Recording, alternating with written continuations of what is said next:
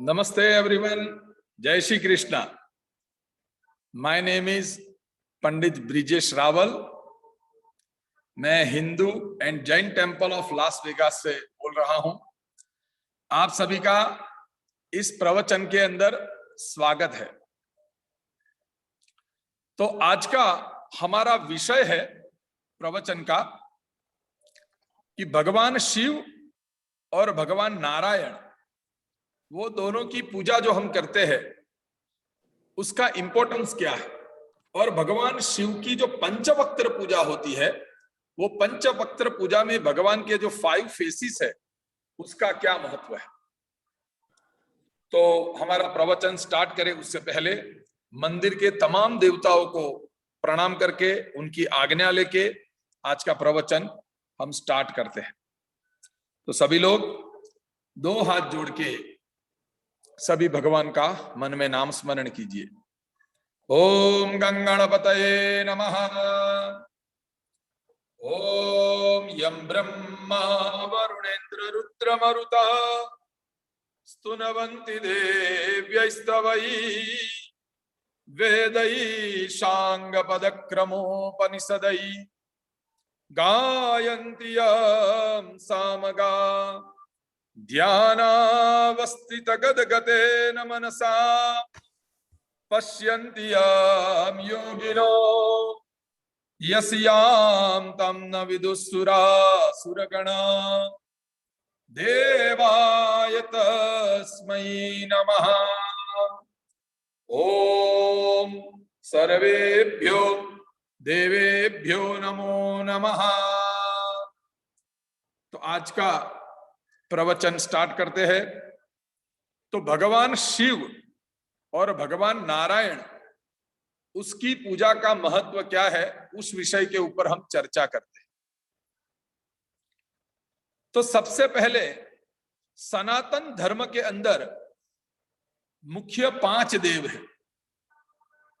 गणपति, शिवजी, नारायण, आद्य शक्ति दुर्गा एंड भगवान सूर्य नारायण. तो ये सनातन धर्म के 5 देव है जिसको कहते हैं पंचायतन देवता. तो ये जो 5 देव है वो सृष्टि का पालन पोषण और रक्षण करते हैं. मगर वेदों में, उपनिषदों में शिव और नारायण, वो दोनों की पूजा का विशेष महत्व बताया है. वैसे तो पंचायतन देव ही प्रधान है, हर एक की अपनी अपनी एक महिमा है और हर एक की अपनी अपनी एक तत्व है. तो कहने का अर्थ यह है कि भगवान शिव तत्व और भगवान नारायण तत्व वो क्या है, उसका क्या महत्व है हमारे जीवन में, उस विषय के ऊपर आज हम चर्चा करेंगे. तो भगवान शिव जो है, तो सबसे पहले शिव तत्व क्या है उसका अर्थ जानिए. तो संस्कृत में शिव का अर्थ होता है कल्याणकारी पुरुष. तो भगवान शिव जो है वो कल्याणकारी पुरुष है. भगवान शिव वो हमें जीवन में विद्या का सुख देते हैं और भगवान शिव हमें आरोग्य का सुख देते हैं. आरोग्य मीन्स हेल्थ. भगवान शिव का तत्व समझना चाहिए. शिव क्या है? तो वेदों में कहा है कि हे प्रभु, अजन्मानो लोका किमय वयवंतोपि जगताम. हे प्रभु, आपका ना तो कोई जन्म है ना आपका कोई मृत्यु है. आप अजन्मा हो, यानी आपका कोई जन्म ही नहीं है. शिव तत्व की महिमा समझने से पहले यह समझ लेना कि काफी सारे भक्तों की मन की ये इच्छा या उनकी मन की एक मानसिकता है कि भगवान शिव जी का बर्थडे यानी भगवान शिव जी का जन्मदिन वो है शिवरात्रि. वो सरासर गलत है. शिवरात्रि वो भगवान शिव जी का जन्मदिन नहीं है. हाँ, जन्माष्टमी भगवान श्री कृष्ण का जन्मदिन है, रामनवमी वो भगवान रामचंद्र का जन्मदिन है, किंतु भगवान शिव का ना तो कोई जन्म है ना तो कोई मृत्यु है। भगवान शिव वो सभी देवताओं के प्रधान देव माने गए, इसीलिए हम भगवान शिव को कहते हैं महादेव। सभी देवताओं के अध्यक्ष, सभी देवताओं के मुख्य स्वामी वो है भगवान शिव। भगवान शिव का पंचाक्षर मंत्र है ओम नमः शिवाय। तो ये जो भगवान का पंचाक्षर मंत्र है यानी 5 कैरेक्टर्स का मंत्र, उसका अर्थ क्या है? हम पूरी जिंदगी ओम नमः शिवाय मंत्र का जाप करते हैं, मगर उसका अर्थ हमें नहीं पता। ओम यानी परब्रह्म परमात्मा, नमः मीन्स मैं नमस्कार करता हूं, किसको? शिवाय। शिव यानी परब्रह्म कल्याणकारी पुरुष को। तो ओम नमः शिवाय का अर्थ यह हुआ, मैं कल्याणकारी जो शिव तत्व है, जो शिव पुरुष है, उसको मैं वंदन करता हूं, नमस्कार करता हूं। ओम नमः शिवाय। तो भगवान शिव वो विद्या के दाता है। 4 वेद, 18 उपनिषद, 18 पुराण और 108 उपनिषद, उसके सारांश में एक ग्रंथ लिखा गया, उसका नाम है श्रीमद् भागवत। तो भागवत जी के 18,000 श्लोक से उसके महात्म्य में कहा गया कि विद्या कामस्तु गिरीशम यजेत, विद्या की प्राप्ति के लिए भगवान गिरीशम यानी भगवान शिव की उपासना करो। भगवान शिव की उपासना हमारे जीवन में इसलिए इंपॉर्टेंट है क्योंकि भगवान शिव वो जल तत्व के देव है। भगवान शिव को सबसे ज्यादा प्रिय कौन सा द्रव्य है? तो जलधारा शिव प्रिय। भगवान शिव को केवल जल अर्पण करो, परमात्मा शिव प्रसन्न होते हैं। तो शिव जी की महिमा जानना, शिव जी के मंत्र का जाप करना और शिव जी की आराधना करके भगवान शिव के आशीष प्राप्त करना हमारे जीवन में बहुत ही इंपॉर्टेंट चीज है। भगवान शिव एक ऐसे देव है जो जल्दी से प्रसन्न हो जाते हैं और जल्दी से क्रोधित भी हो जाते हैं। इसीलिए तो भगवान शिव को कहा है रुद्र। रुद्र का अर्थ ही यही है, छोटी सी पूजा करो, श्रद्धा से पूजा करो, भगवान शिव तुरंत प्रसन्न होते हैं।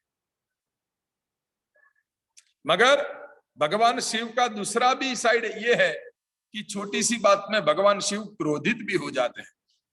रुद्रम द्रावयति इति रुद्रः, जो जल्दी से पिघल जाए और जल्दी से प्रसन्न हो जाए, ऐसे तत्व को हम भगवान शिव का स्वरूप मानते हैं। भगवान शिव की पूजा में 2 चीज है, एक भगवान शिव की मूर्ति स्वरूप पूजा कर सकते हो और एक भगवान शिव की शिवलिंग के जरिए पूजा कर सकते हो। सतयुग, त्रेता, दोनों युग में भगवान शिव को मूर्ति स्वरूप पूजा जाता था।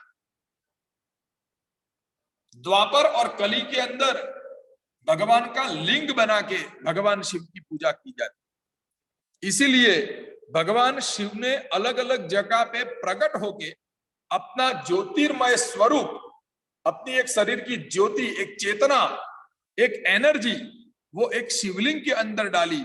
इसीलिए हमारे लिए हिंदू सनातन धर्म के लिए 12 ज्योतिर्लिंग का महत्व बना। भगवान शिव का खुद का स्वरूप वो लिंग के अंदर विराजमान है। तो ऐसे भारतवर्ष में टोटल 12 ज्योतिर्लिंग है। 12 ज्योतिर्लिंग का दर्शन करने से, 12 ज्योतिर्लिंग का नाम स्मरण करने से सप्त जन्म कृतम पापम स्मरणेन विनश्यति, 7 जन्म के हमारे जाने अनजाने में हुए पाप 12 ज्योतिर्लिंग का स्तोत्र का पाठ करने से या 12 ज्योतिर्लिंग का नाम स्मरण करने से हमारे पापों में से हमें मुक्ति मिलती है। भगवान शिव की पूजा का महत्व क्या है? तो भगवान शिव के परिवार का थोड़ा आपको परिचय कराऊं कि भगवान शिव की परिवार में आप देखो तो भगवान की शक्ति वो है आद्य शक्ति जगदम्बा दुर्गा। भगवान के 2 पुत्र है, गणपति जी और कार्तिकेय। आप भगवान शिव की पूजा का महत्व समझो, उससे पहले भगवान शिव का परिवार समझ लो।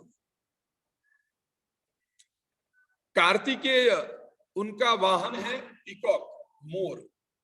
गणपति का वाहन है, गणपति भगवान का वाहन है मूषक। भगवान शिव जी का वाहन है नंदी और पार्वती माता का वाहन है शेर। तो भगवान के परिवार में 4 सदस्य, मगर चारों के परिवार के जो वाहन है वो सभी वाहन परस्पर एक दूसरे के तो शत्रु है। पीकॉक यानी मोर जो है वो तुरंत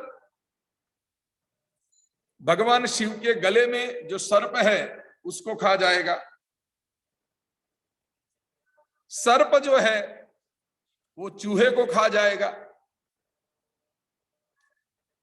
माता जी का जो शेर है वो नंदी को खा जाएगा। तो परस्पर एक दूसरे में शत्रुता की भावना है तो भी वो एक ही फैमिली के अंदर विराजमान है। तो भगवान शिव का जो तत्व है वो यही है कि परिवार के अंदर कोई ज्ञानी है, कोई अज्ञानी है, कोई कपटी है, कोई लोभी है, कोई दानवीर है, मगर तो भी सब एक मिलजुल के एक दूसरे के साथ रहो, ये हमें संकेत देता है। भगवान शिव वो शक्ति के बिना अधूरे है और शक्ति वो भगवान शिव के बिना अधूरी है। तो भगवान शिव का ये जो परिवार है वो अनन्य फल, अनन्य प्रकार का पुण्य हमें प्राप्त कराने वाला वो परिवार है। भगवान शिव के पुत्र गणेश है जो विघ्न को दूर करते हैं। आध्यात्मिक ज्ञान जिसको चाहिए वो भगवान कार्तिकेय की पूजा करे। तन मन धन का सुख प्राप्त करना है तो आद्य शक्ति दुर्गा की पूजा करो, पार्वती माता की। और भगवान शिव वो तो परम कल्याणकारी पुरुष है। जीवन में सच्चा सुख, शांति और समृद्धि चाहिए, ज्ञान चाहिए, शरीर का सुख चाहिए, विद्या चाहिए, तो भगवान शिव की उपासना करो। भगवान शिव जीवन में सभी प्रकार का सुख समृद्धि देने वाले देव हैं। केवल श्रद्धा से जल अर्पण करो, भगवान शिव प्रसन्न हो जाए। भगवान शिव के 5 स्वरूप है, 5 फेसिस, उसको कहते हैं पंचवक्त्र। वक्त्र का अर्थ है फेस। भगवान शिव की आप पूजा करते हो वो तो श्रेष्ठ है, मगर जब कोई शिव जी का पर्व दिन हो, प्रदोष का दिन है, महाशिवरात्रि का दिन है, ऐसे दिन भगवान शिव के पंचवक्त्र यानी भगवान के 5 फेसिस की पूजा कर। उसमें भगवान के 5 फेसिस कैसे है वो मैं आपको बताऊं।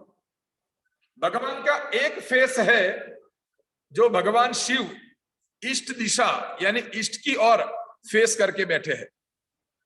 भगवान का दूसरा फेस है वो भगवान साउथ की अंदर उनका फेस करके बैठे हैं। भगवान का तीसरा फेस वो है पश्चिम दिशा का यानी वेस्ट फेसिंग। भगवान का चौथा मुख यानी चौथा फेस वो है नॉर्थ साइड, उत्तर दिशा की ओर। और भगवान का 5वां मुख वो है नॉर्थ ईस्ट कॉर्नर में। तो ये है भगवान पंचायतन देव, पंचवक्त्र के मुख्य देव। जैसे सनातन धर्म के 5 देव 5 एलिमेंट्स को कंट्रोल करते हैं, वैसे ही केवल एक भगवान शिव तत्व, वो उनके पंचवक्त्र, वो भी इस सृष्टि को 5 महाभूत से कंट्रोल करते हैं। भगवान शिव की पंचवक्त्र की पूजा करने से अघोर पापों में से मुक्ति मिलती है। भगवान शिव जी को तुरंत प्रसन्न करना है तो भगवान का पंचवक्त्र पूजन करो। जिसके भी घर में बीमारी ज्यादा रहती है, कोई ना कोई इंसान ज्यादा बीमार रहता है, एवरी मंथ शिव प्रदोष के दिन भगवान शिव के पंचवक्त्र मुख की पूजा करो। भगवान को अलग अलग 5 प्रकार के पुष्प अर्पण किए जाते हैं, अलग अलग कलर के। अलग अलग कलर में मिक्स किए हुए राइस, वो भगवान को अलग अलग दिशाओं में अर्पण किए जाते हैं। ये पंचवक्त्र पूजा की महिमा और कैसे की जाती है वो मैं आपको संक्षिप्त में बता रहा हूं। भगवान पंचवक्त्र के 5 फेस में अलग अलग प्रकार के उसके नैवेद्य है। उड़द के वड़े, मोदक, खीर, ऐसे भगवान के अलग अलग प्रिय नैवेद्य भगवान को ऑफर किए जाते हैं। भगवान शिव की पंचवक्त्र पूजा करने से आदमी को सभी प्रकार का सुख तो मिलता है, मगर घर के अंदर सुख, शांति और समृद्धि में भी बढ़ोतरी होती है। तो यह है भगवान पंचवक्त्र के देव। पंचवक्त्र का देव वो है, जब आप स्मशान भूमि में जाते हो किसी के भी फ्यूनरल में, उस समय ये भगवान के पंचवक्त्र जो है उनके नाम स्मरण करो। उसके 5 मंत्र है। वो 5 मंत्र देव मंदिर में भी पढ़ सकते हो या स्मशान भूमि में जाके भी, भगवान शिव जी जहां विराजमान है वहां जाके भी ये मंत्र का उच्चारण करने से, स्मरण करने से या फिर सुनने से हमारा कल्याण होता है। तो आज एकादशी का पर्व है, भगवान नारायण की तिथि है और भगवान नारायण के इष्ट देव वो है भगवान शिव। तो उनके पंचवक्त्र के मैं 5 मंत्र पढ़ता हूं। आप सभी लोग भगवान के 5 मुख के दर्शन कीजिए। भगवान का एक मुख पूर्व दिशा की ओर है, यानी ईस्ट साइड, एक साउथ साइड, एक नॉर्थ साइड, एक वेस्ट साइड और एक नॉर्थ ईस्ट साइड। तो वो भगवान के 5 मंत्र में पढ़ता हूं, वो सुनने मात्र से हमारा कल्याण होता है। ओम सद्यो जातम प्रबध्यामि, सद्यो जाताय वै नमो नमः। भवे भवेनादि भवेद वाम देवाय नमो, ज्येष्ठाय नमो, श्रेष्ठाय नमो, रुद्राय नमो, कालाय नमो, कलविकर्णाय नमो, बलाय बल प्रमथनाय सर्वभूत दमनाय मनोन्मनाय। ओम अघोरेभ्यो घोरेभ्यो घोर घोरतरेभ्यः सर्वेभ्यः सर्व सर्वेभ्यो नमस्ते अस्तु रुद्र रूपेभ्यः। ईशानः सर्वविद्यानां ईश्वरः सर्वभूतानां ब्रह्माधिपतिर् ब्रह्मणोऽधिपतिर् ब्रह्मा शिवो मे अस्तु सदाशिवो। ओम तत्पुरुषाय विद्महे महादेवाय धीमहि तन्नो रुद्र प्रचोदयात्। ओम शांति शांति शांति सुशांतिर्भवतु। सर्वारिष्ट सर्व उपद्रव शांतिरास्तु। तो ये भगवान शिव तत्व के रिलेटेड मैंने आपको थोड़ा बहुत ज्ञान दिया। अब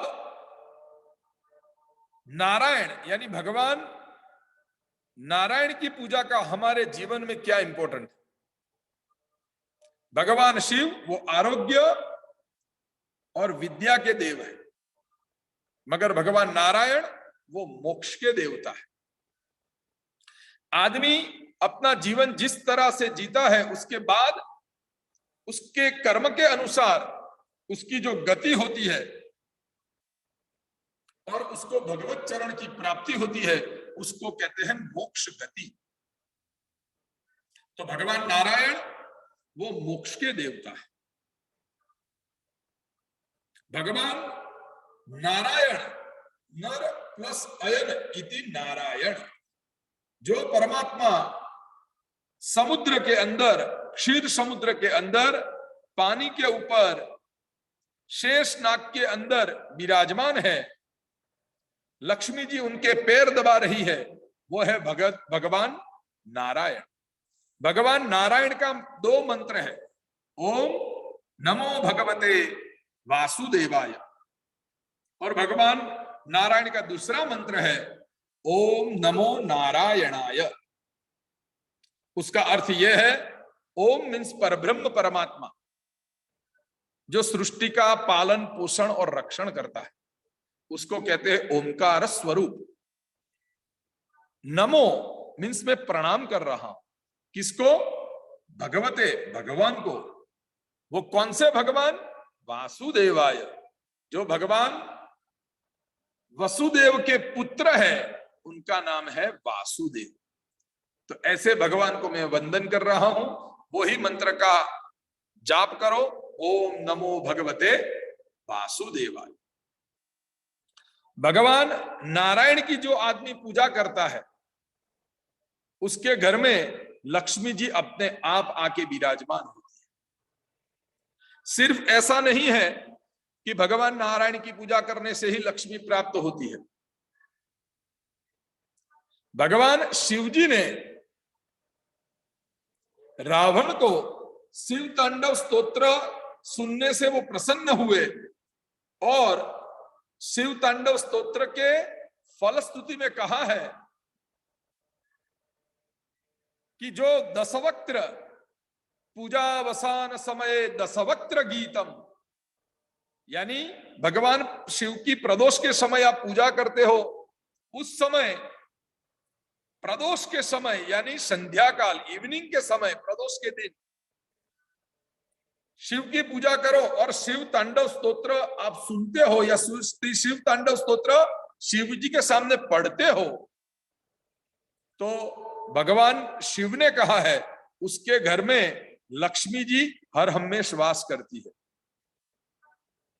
ऐसा घर लक्ष्मी माता ढूंढती है कि किसके घर में शिव की पूजा प्रदोष के दिन होती है, उसके घर में जाके मैं वास करूं। भगवान नारायण के तो हृदय कमल में लक्ष्मी जी विराजमान है, यानी नारायण का नाम स्मरण करते हो तो अवश्य लक्ष्मी आपके घर में विराजमान हो। भगवान नारायण वो अग्नि तत्व के देव है और भगवान शिव वो जल तत्व के देव है।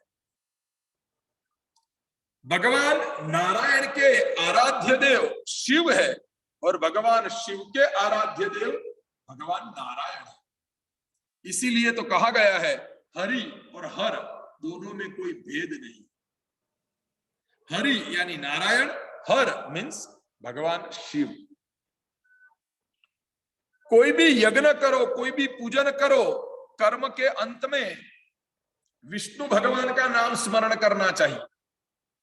यानी गणपति का यज्ञ करते हो, गणपति के जाप करते हो, माता जी का यज्ञ करते हो, सूर्य भगवान का पूजन करते हो, अन्य कोई भी देवी देवता का आप यज्ञ करते हो, तो कर्म के शिव जी का भी यज्ञ करो, पूजा करो, अभिषेक करो, उसके अंत में, पूजा के अंत में 3 बार विष्णवे नमः बोलो। क्यों? प्रमादात् पूर्वता कर्म प्रत्यवेतात् वरेषु यत् स्मरणात् देव तद विष्णु संपूर्ण स्यादिति श्रुति ही। जो भी आदमी कोई भी देवी देवता की पूजा करता है, अंत में विष्णु भगवान का 3 बार नाम स्मरण करता है, तो पूजा के दरमियान हो रही गलतियां वो भगवान माफ करते हैं। मंत्र में, क्रिया में, भक्ति में कोई भी क्षति रह गई हो तो कर्म के अंत में विष्णवे नमः बोलने से वो सारे पापों में से हमें मुक्ति मिलती है। जाने अनजान में हो गई गलती, वो जो भूल हुई उसमें से हमें भगवान माफ कर। मगर जब विष्णु भगवान का यज्ञ करो, विष्णु अभिषेक करो, नारायण अभिषेक करो, नारायण कवच का पाठ करो, या विष्णु भगवान का सबसे बड़ा यज्ञ करो विष्णु याग, तो विष्णु याग के अंत में भी 3 बार क्या बोला जाता है? ओम हरये नमः। यानी विष्णु भगवान की पूजा के अंत में भगवान शिव का नाम स्मरण करो, तो पूजा के दरमियान हुए जाने अनजाने में जो भी पाप है, गलतियां हैं, उससे हमें भगवान शिव मुक्त करते हैं। तो 4 देव की पूजा, गणपति, माताजी, शिवजी और सूर्य, उनकी पूजा के अंत में विष्णवे नमः 3 बार बोलना चाहिए। मगर विष्णु भगवान की पूजा के अंत में 3 बार शिवजी का नाम स्मरण करना चाहिए। ओम हरये नमः, ओम हरये नमः, ओम हरये नमः। हे प्रभु, हमारे सभी पाप को हर लो, यानी दूर कर दो। वो है भगवान शिव का नाम हरये नमः।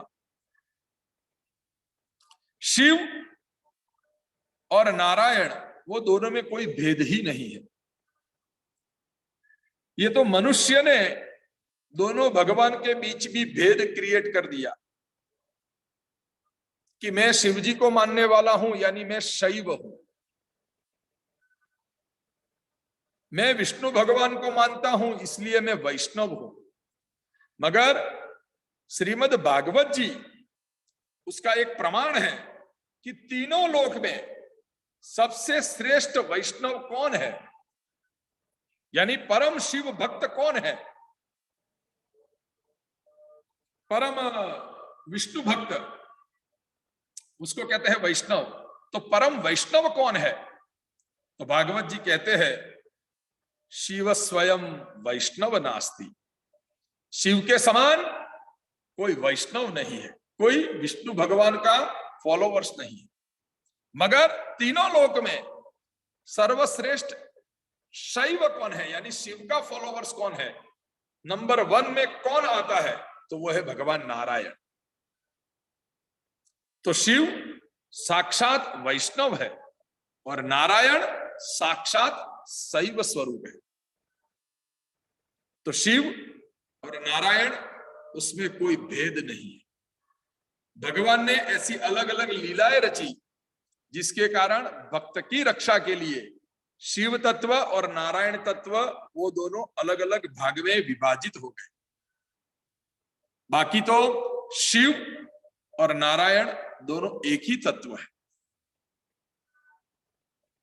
जो मनुष्य समृद्धि चाहता है, जो मनुष्य मोक्ष गति चाहता है, जो मनुष्य हेल्थ अच्छी चाहता है, जो मनुष्य अच्छी विद्या चाहता है, उसको अवश्य हरि और हर दोनों की उपासना करनी चाहिए। एकादशी के दिन भगवान नारायण की उपासना करो और प्रदोष के दिन भगवान शिव की उपासना करो, तो आपको मनवांछित फल की प्राप्ति होगी। शिव और नारायण में जो भेद रखता है, राइट, उसका स्वर्ग में स्थान नहीं होता। शिव और नारायण में ऊंच नीच का भी भेद रखे कि नहीं, शिव सबसे बड़े हैं या नारायण सबसे बड़े हैं, उसको नरक गति प्राप्त होती है। इसलिए वेदों में, पुराणों में कहा है कि कभी भी शिव और नारायण में हमें भेद नहीं रखना चाहिए। बचपन में जो भी बालक भगवान शिव को नित्य जल चढ़ाता है, उसको आगे जाके अच्छी विद्या प्राप्त होती है, उसकी हेल्थ अच्छी रहती है। और जो मनुष्य भगवान नारायण की उपासना करता है, उसको मनवांछित फल प्राप्त होता है।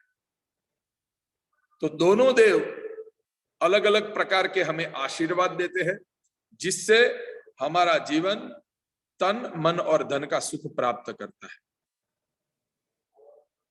कहने का अर्थ यही है, जो भी मनुष्य शुद्ध रूप से हरि और हर की उपासना करता है, उसको शिवलोक या अंत में वैकुंठ लोक की प्राप्ति होती है। मोक्ष के देव भगवान नारायण है और मोक्ष गति प्राप्त कराने वाले देव वो भगवान शिव है। तो कभी भी पूजा के दरमियान भी शिव और नारायण में हमें भेद नहीं समझना चाहिए। भगवान शिव का पंचवक्त्र का पूजन करो और भगवान नारायण का विष्णु याग करो, जिससे वो दोनों इष्ट देव की हमें अपरंपार कृपा प्राप्त होगी। आप यज्ञ यागादि कर्म नहीं कर सकते तो नित्य ऐसा संकल्प करो कि सुबह या शाम भगवान शिव के मंत्र का जाप करो। सुबह या शाम जब भी समय मिले तब नारायण के मंत्र का जाप करो। दोनों का फल अलग अलग प्रकार से प्राप्त होगा। दोनों देव की गायत्री मंत्र का जाप करो, उससे बड़ा तो कोई पुण्य ही नहीं है। गायत्री का अर्थ सिर्फ ओम भूर्भुवः स्वः और पंडित लोग बोलते हैं वो नहीं। गायत्री मंत्र का अर्थ यह है हर एक देव की अलग अलग गायत्री। भगवान शिव की गायत्री है ओम तत्पुरुषाय विद्महे महादेवाय धीमहि तन्नो रुद्र प्रचोदयात्। तो भगवान शिव के ओम नमः शिवाय का मंत्र का जाप करना है या भगवान का ओम नमो भगवते रुद्राय उस मंत्र का जाप करना है, उससे पहले जीवन में एक बार अवश्य 10,000 रुद्र गायत्री के जाप करो। उसके बाद आप ये दोनों में से कोई भी मंत्र उपयोग में लोगे तो उसका विशेष फल प्राप्त हो। 10,000 गायत्री यानी उसको संस्कृत में कहते हैं अयुत गायत्री। कोई भी देव की उपासना करनी है तो उस देव के गायत्री मंत्र का अयुत यानी 10,000 मंत्र का जाप करो। उसके बाद उस देव का कोई भी मंत्र लो, वो मंत्र आपको जीवन में फलीभूत होगा। ज्यादातर हम लोग क्या करते हैं, रुद्राक्ष की माला लेके ओम नमः शिवाय का मंत्र का जाप करते हैं, मगर उससे पहले न किसी ने हमें बताया है, ना हमारे पास जानकारी है। हमें पता नहीं है कि केवल भगवान के मंत्र का जाप करने से क्या फल मिलता है। शास्त्र कहता है नहीं, उस देव का गायत्री मंत्र का आप जाप करो, उसके बाद आपको उस देव का मंत्र का फल प्राप्त होगा। वैसे ही नारायण की यानी भगवान विष्णु की पूजा करते हो, मंत्र का जाप करते हो, तो भगवान नारायण का गायत्री मंत्र है ओम नारायणाय विद्महे वासुदेवाय धीमहि तन्नो विष्णु प्रचोदयात्। तो ये भगवान नारायण की गायत्री है। नारायण की गायत्री का जाप करने के बाद नारायण के कोई भी मंत्र का आप जाप करते हो तो ही उसका फल हमें प्राप्त होता है। ओम नमो नारायणाय और दूसरा मंत्र है ओम नमो भगवते वासुदेवाय। वैसे तो कई सारे मंत्र है, ओम विष्णवे नमः, ओम श्री कृष्ण शरणम मम, मगर मुख्यतः भगवान के दो मंत्र नारायण के, ओम नमो नारायणाय और ओम नमो भगवते वासुदेवाय। वो मंत्र का जाप करो, उसका फल प्राप्त होगा। मगर उससे पहले नारायण गायत्री का अवश्य पाठ करो। नारायण गायत्री का 10,000 मंत्र का एक अनुष्ठान पूर्ण करो। जीवन में जितना हो सके एवरीडे गायत्री मंत्र यानी नारायण गायत्री और रुद्र गायत्री यानी शिव गायत्री उसका जाप करने के बाद जब 10,000 फिनिश हो जाए, समय मर्यादा उसकी नहीं है, कभी भी रोज एक माला करो तो 100 दिन में आपका 10,000 गायत्री मंत्र का जाप फिनिश हो जाएगा। मगर गायत्री मंत्र 10,000 बार करने के बाद फिर उस देवी देवता का आप मंत्र का जाप करते हो तो ही वो मंत्र आपको जीवन में फलीभूत होता है, वही मंत्र आपके जीवन में इफेक्ट देता है।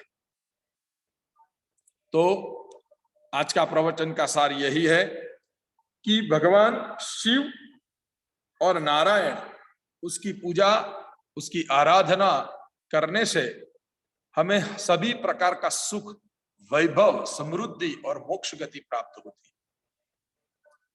तो आज का प्रवचन मैं यही समाप्त करता हूं। भगवान आप सबकी मनोकामना पूर्ण करे। आज का आशीर्वाद देता हूं, शिव और नारायण दोनों की असीम कृपा मिले। आपके परिवार में बच्चों को अच्छी विद्या मिले। आपके परिवार में भगवान नारायण की भक्ति बढ़े। आपके परिवार में भगवान शिव की भक्ति बढ़े और भक्ति करते हुए आप सभी प्रकार का सुख प्राप्त करो। यही आज का प्रवचन का मेरा आपको आशीर्वाद। एक मंत्र पढ़ता हूं। आयुर्नश्यति पश्यतां प्रतिदिनं याति क्षयं यौवनम्